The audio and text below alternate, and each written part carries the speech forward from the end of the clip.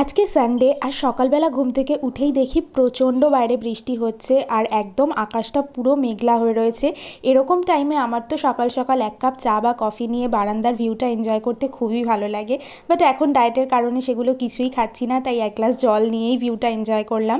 আর এই গাছটা না আমরা রথের মেলা থেকে নিয়ে এসেছিলাম এবার। তারপরে তো দেখলাম মা ব্রেকফাস্টে আজকে বানাচ্ছে সানডে স্পেশাল লুচি তরকারি।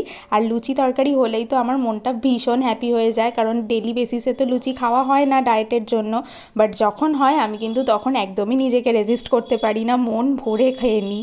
তারপরে যাই হোক, এই হলো আমার ব্রেকফাস্ট। আর আরেকটা জিনিস তোমাদের সাথে শেয়ার করছি, তোমরা কেউ এরকম ইউনিক মথ কোনোদিনও দেখেছে কিনা আমায় কমেন্ট করে জানিও। এটার কালারটা এত প্রিটি আর প্রিন্টেস্ট্রি লাগছিল, পুরো গ্রিন কালারের একটা মথ ছিল, খুবই ভাল লাগছিল। তো তারপরে যাই হোক, লাঞ্চে আজকে হয়েছে সানডে স্পেশাল বিরিয়ানি। আর এই বিরিয়ানিটা তো মা দারুণ বানায়। এই রেসিপিটা আমি ডেফিনেটলি তোমাদের সাথে শেয়ার করব একদিন।